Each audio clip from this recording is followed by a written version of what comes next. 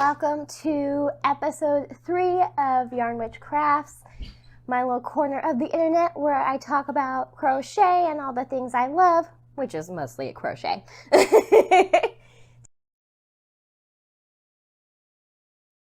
Today I'm going to be talking to you about all the things I've made in January so far.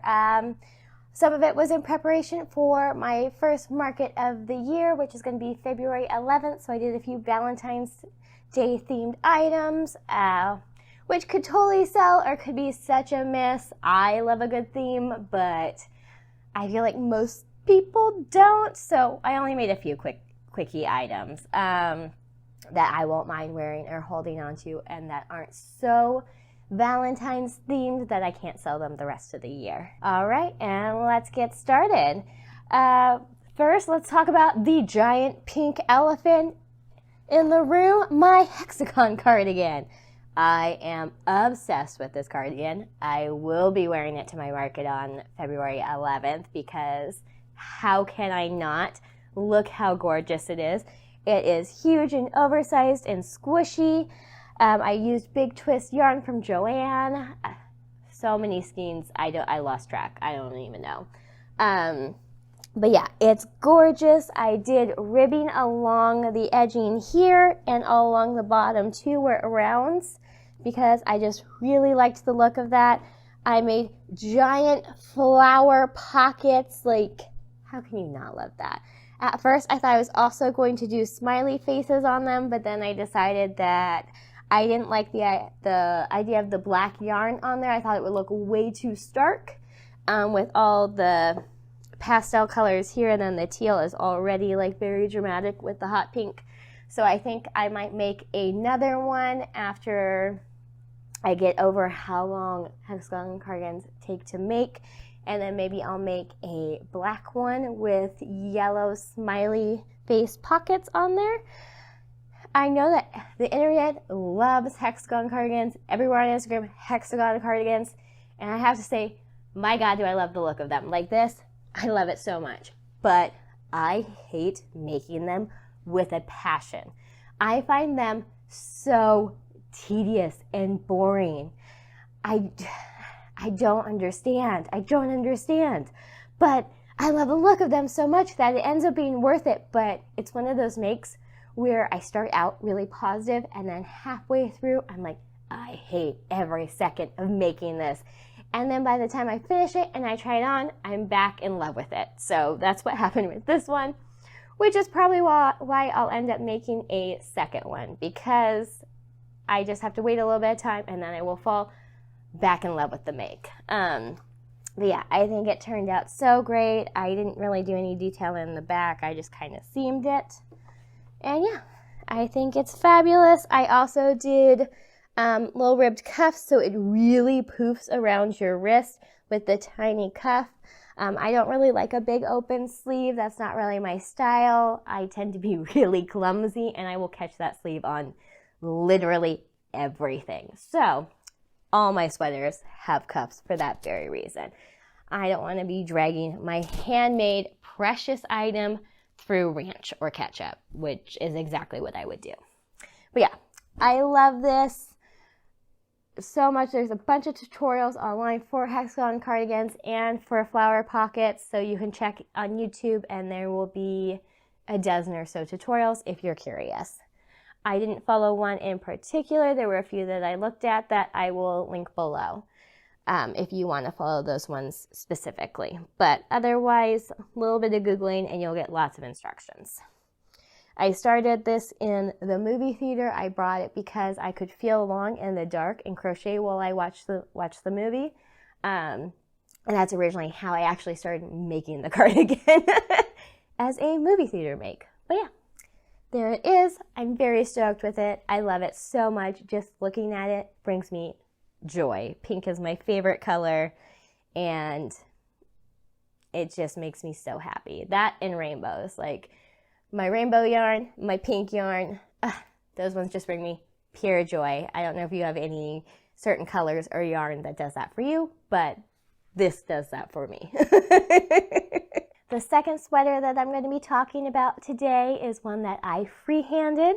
is this white fluffy sweater. It's so cozy. There's a video on my Instagram about how I styled it, but I'm sure I'll also be styling it a bunch of different ways. This is the one exception I've made to wearing white handmade items because, like I mentioned earlier in the video, I am so clumsy and I am guaranteed to spill on it, and I'm also a huge coffee drinker. I have 2+ cups a day, and I tend to always dribble somewhere or knock over my coffee cup or do something, so any light colored items do not last long around me. But I made the exception for the sweater because I got the idea in my head and I just couldn't let it go. This was supposed to actually be a Christmas sweater. I had this idea of like, oh, Christmas in a white fuzzy sweater with the red and the green and the Christmas tree, and oh my gosh, it'll be so gorgeous. And I started it in advance in November, and I was like, oh, this is such a good idea. And then I didn't get enough yarn to finish the sweater, and then my local Michael's did not get it. Like every time I checked, it was out. Every time I checked for every week for like a month and a half, out of yarn. Immediately after Christmas, back in stock. I bought like 3 skeins. This is one of the Lion brand yarns. It's I want to say acrylic and nylon, but I could be misremembering. And what I did for this sweater is I did a granny square, and I just started out and made a really huge granny square. I just kept holding it up to my body till it reached the point that I wanted it to, which was probably about here for like arm sleeve length. Then I did double crochets across the top and double crochets up for the sleeves. I did the whole back is double crochet. So just to keep it simple, make it a mindless crochet project towards the end. I did ribbing all along the bottom and the top because I love ribbing on sweaters. And so I try and add that to pretty much every one of my designs just because I like the look, I like the feel of it, I like the fit it creates on the sweaters.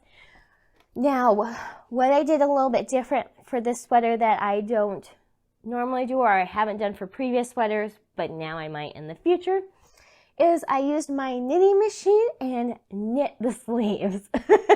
Now, I kind of winged it the first time. Should I have maybe measured out? Yes. Is that my style? No. So what did I do? I started on the knitting machine, I'm cranking away, and then I stick my arm down the knitting machine to see if it was hitting where I wanted it to hit. Was it the most scientific method? No. Is that my style and how I crochet and make things? Yes. Though, then I marked how many rounds I did on the knitting machine so that the other sleeve would match perfectly. So the other one does perfectly match the first one. And then I just took it off the knitting machine. I crocheted the sleeves on and then crocheted ribbing on the bottom. I did a bunch of decreases so I would have that really tight ribbed wrist part that I like here. As again, that's more my style. But this is the way I defeated Sleeve Island, and I'm very proud of it. And I think the sweater just turned out so cute. Yeah, I've already worn it quite a few times. Managed not to spill on it so far, not to jinx myself. I almost said knock on wood and knocked on the table, but that would probably really, like, you guys don't want to hear me knocking really loudly on my microphone, so I will save you that. But yeah, this is a sweater. I freehanded it. If you ever want to make it yourself and you want more details, feel free to reach out to me on my Instagram and I'd be happy to answer some questions. But there it is. Next, I'm going to talk about my earrings I made for the market for Valentine's Day. So I make and sell a lot of different styles of earrings. I have ones like these that are more macrame style. This was from a pattern from Inside Crochet Magazine.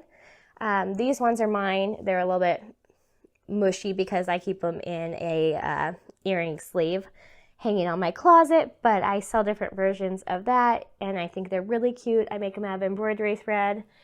I also do a lot of different flower versions. I wore these in one of my previous videos. I really like them. They're made out of cotton yarn, and then I just use a stiffening spray and stiffen them up, and then we have really cute flower color combos to hang off of. They're really fun. I always get a ton of compliments when I wear these earrings, so I really like them. The next ones I do are kind of, they remind me of mandalas, but that's just me personally. I do a lot of different color combos for that, but these I just did white and like red or pink, so I did these ones first. Then I did these baby pink ones that I really love. And then I did these darker pink ones. Now these are all cotton embroidery thread. I got them from a color kit on Amazon. Normally I go to my local Joann's or Michael's and get embroidery thread, but some of these can take a lot of yarn and I wanted the colors to be really consistent, so I went and got a pack from Amazon with like the bigger spools. Then I made these guys, which I really love. These just scream Valentine's Day to me, and then I also made them on silver hoops instead of also just the gold hoops, because I personally like the way the silver looks with the pink and reds a little bit better, but I know people have different preferences. Now, if these don't sell, I won't be that bummed because I personally really love them and would wear them all the time. I also think even though they scream Valentine's Day, to me, they're not so Valentine's-y that I couldn't sell them the rest of the year. So there are just a few pairs. Like I said, I won't be bummed if they won't sell, but if they do, I'll be very happy. I just think these ones are funny. I showed them to my friend and she said they reminded her of baseball and not Valentine's. But I still like them anyways.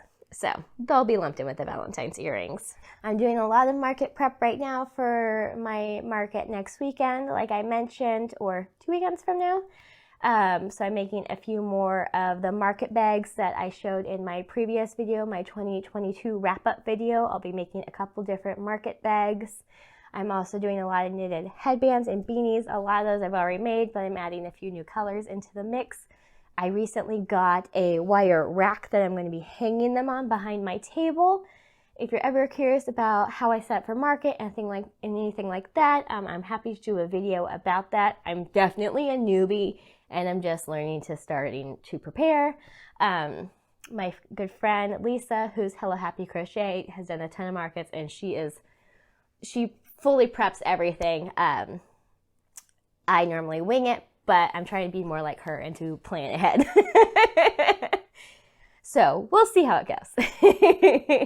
Will I plan? Will I wing it morning of?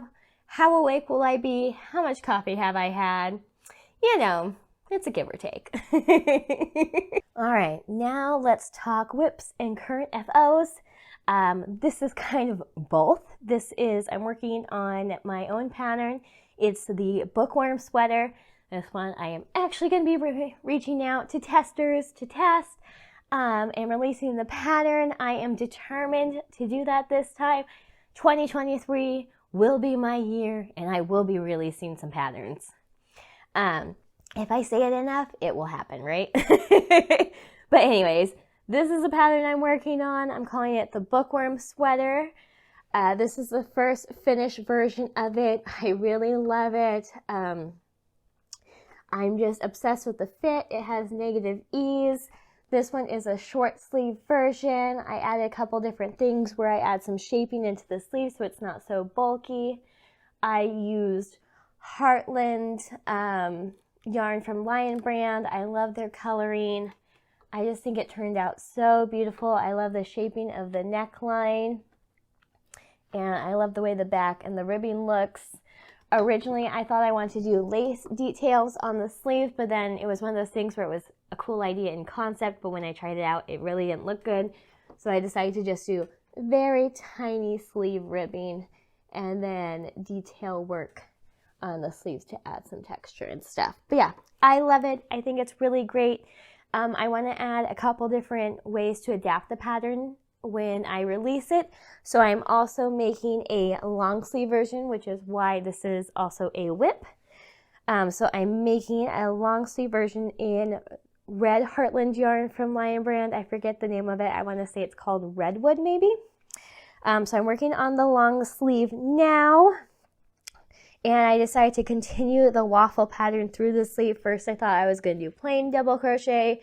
Then I thought I was going to do something else. And I kept frogging the sleeve over and over again before I decided I really just wanted to continue the waffle pattern. I love the waffle pattern. I love the way it looks. And I think it will make the sleeve look really cool. I did the same neckline, and I'm going to have ribbing on the sleeve too, so it cinches in. And then I did ribbing on the bottom. But yeah, so I want to be able to offer a couple different sleeve options, a couple different looks for the pattern. And then this is the Lion Brand Mandala yarn, and I'm going to be making a vest version of the sweater too, so that the bookworm sweater, there's 3 different ways that you can make it: long sleeve, short sleeve, or the vest version.